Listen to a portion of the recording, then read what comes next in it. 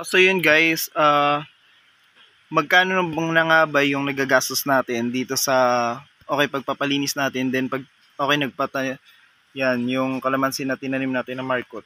So almost mag 2 hectares na rin yung napalinisan natin.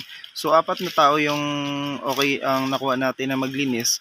Pero naka-apat na araw na rin tayo kasi nga last week nagpalinis din tayo ng 2 days. So every 2 days lang guys pag may budget tayo.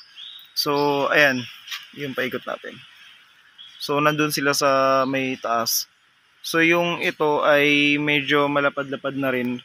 Pero estimated ng namin, halos magdadalawang hektarya na rin yung nalinisan natin. Pero hindi pa to totally lahat ay tapos na palinisan. So I think mas kailangan pa natin ng more budget. Pero ngayon ang tanong, magkano nga ba yung nagastos natin dito sa 2 hektarya na napalinis na natin? So sa 4 days guys na paglilinis, 400 yung pasahod natin sa tao. Tapos ayan, buti nga lang kahit papaano na pakiusapan na sila magdala ng baon, mga ganyan. So 400 linis na tayo doon. At sa apat, so 1.6, so 2 days, 3.2. Okay, 3.2, tapos 4 days yun, halos 6.4. So sabihin natin 7,000 kasama na yung merenda na nila. And then, ayan, nakapagpatanim na rin tayo ng yung market natin. So may bunga na rin. Ayan yung kalamansi. 62 pieces na rin to.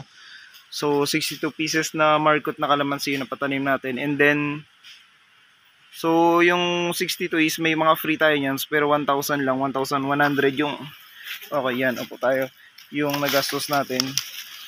And then so almost 7,000, 8,000. Ano pa ba yung may mga variant expenses natin dito sa yung nyug, kasi nakabili na rin tayo ng nyug. So umabot din yun ng sa 200. So nasa 2,000 din yung nyug na nabili natin, 7 pesos each lang. Pero malalaki na guys. I think mga 1 year na rin kahit paano na tumubo yun. So yung nagastos natin dito halos mag 10,000. 10,000 dito sa 2 hectares. So for me, sa age ko na to, halos 3 years ko rin kasi na-standby to yung nabili ko dito na kaingin. Kumbaga, kaingin to siya. So may, kung maririnig nyo, merong flowing water sa may gilid. So may sapa yan. So plan natin kahit pa paano maglagay ng cottage dyan. So inumpisa lang natin makapagpalinis tayo. Pero wala pa tayo halos wala pa 1/4. Ay, 1/4 na rin. I think sa tingin ko 1/4 na rin yung 2 hectares. Kasi abot to eh. Halos yung declaration namin dito 5 hectares. Existing din yung sa may taas. Pero yung dito sa may baba na part, ayan, mga kalamansi, nyug, lansones, yung mga ilalagay kasi mag-intercraft tayo dito, saging. Pero yung sa may baba, ayan, yung katulad yan sa may baba guys, makikita nyo, yun dyan, merong flowing water yan dyan sa may baba. So may mga falls na maliliit yan dyan, pwede natin maglagay tayo ng cottage para kahit paano ma-develop natin yan, yung sa may area na yan. So dito tayo maglalagay na ng bahay na pwede natin pagpahingan pag pupunta tayo dito sa farm. So ayan, napakaganda yung investment yung farming kasi hindi ka manghinayang sa expense mo dahil nga may balik. So sa ngayon medyo sabihin man nating hindi siya asset o hindi siya asset na nagbibigay sa ating agad ng return sa mga investment natin, but then siguro 5 years from now, so sa age ko na to, sinisikap ko na kahit papaano mataniman lahat. Yung 5 hectares makapagtanim ng nyug, makapagtanim ng kalamansi, lansones, kasoy. So dahil nga yung mother ko gusto ko rin suportahan yung cashew products nila ng mga roasted.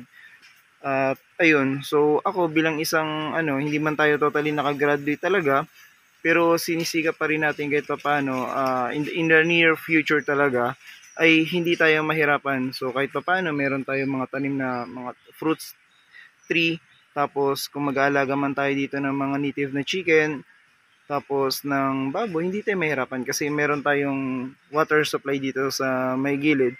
So ayan, umabot tayo ng halos nasa 10,000 din yung gastos natin sa 2 hectares natin. But then the next week, pag halimbawa na nakagkaroon naman tayo ng budget, palinis tayo ulit, tapos patanim na tayo ng nyug.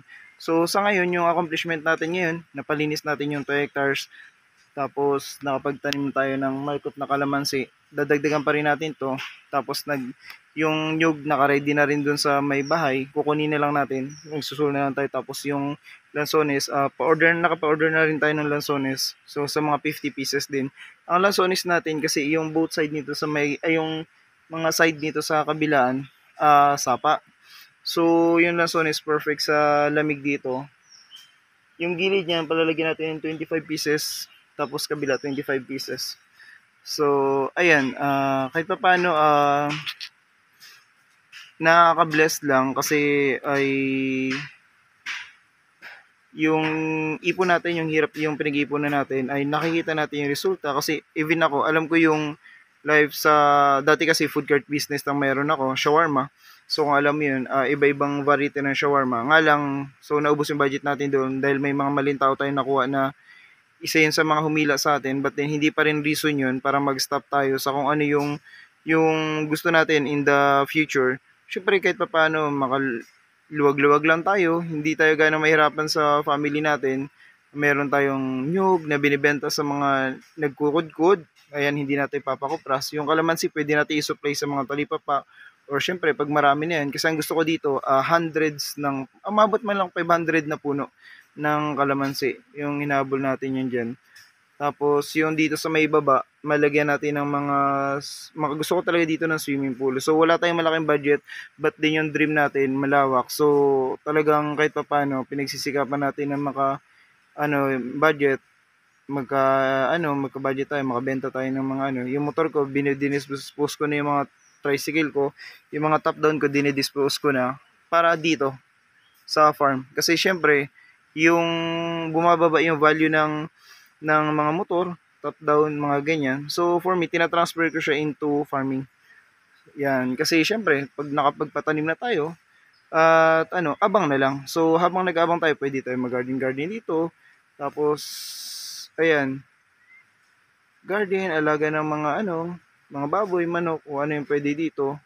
Pero talagang plan ko dito kasi nga ako sa hotel industry ako, sa mga resort. So kahit papaano, marunong tayong magluto, mga pizza, shawarma, mga sisig, kung ano yung mga pwede. So pwede nating iserve yan dito sa pag nakapaglagay tayo ng mga cottage, kasi lalagyan tayo ng mga cottage dito. So dito sa Barangay Langugan, para kahit paano meron tayong hindi lang dagat yung mapupuntahan natin, hindi lang ilog kasi medyo malabo ng ilog dahil nga may nagka-quarry. But then dito sa flowing water natin dito sa Sapa, medyo maganda. Mamaya papakita ko sa inyo. Papakita ko sa inyo yung Sapa. So para kahit paano meron tayong pwedeng pagkakitaan dito sa foods, sa mga cottages na papagawa rin natin. Pero sa ngayon, ito lang muna yung 2 hektarya. Balik tayo sa topic natin. Almost 10,000 yung nagastos natin dito sa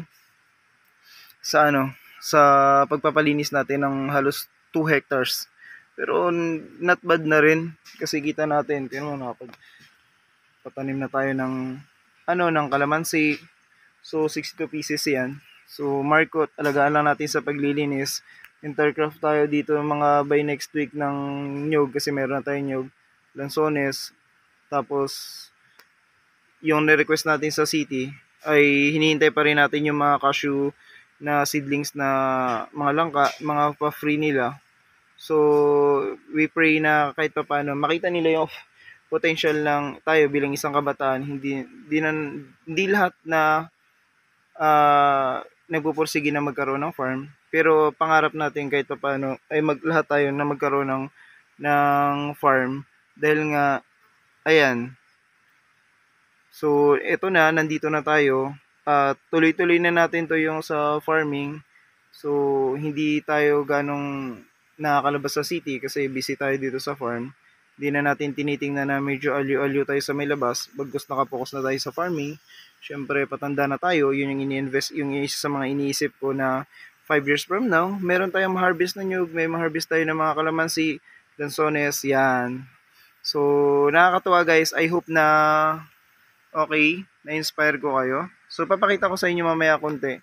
Mamaya yung falls yung sa may ilog, sa may natin, sa may area natin dito na pwede nating liguan. So napakaganda, gagawa tayo ng swimming pool diyan. Wala man tayong budget pero nire-receive na natin yan na kahit paano. hindi kalaki ang budget, makakapaglagay tayo ng swimming pool dito banda sa may area natin. Hindi lang doon sa may mga falls natin dito para makapaglagay tayo ng ibang cottage. So yan, diskarte lang guys. At ayun, I hope na kahit paano na-inspire ko kayo sa atin dito sa farming. So kaingin lang to guys. Paakyat, may flat, paakyat ulit, flat. Tapos pero dito sa may baba, nakuha natin yung sa mother ko, binigay niya na sa atin ng mura lang. So meron tayong at least, sa tingin ko mga 1,000 square meter din to na pwede natin pagtayo ng bahay. So napakalamig guys, ayan oh. Kita nyo naman. So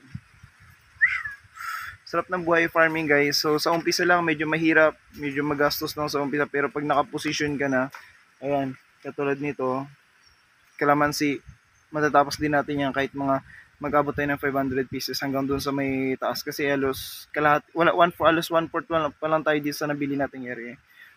So God bless guys, thank you for watching. I hope na na-inspire ko kayo.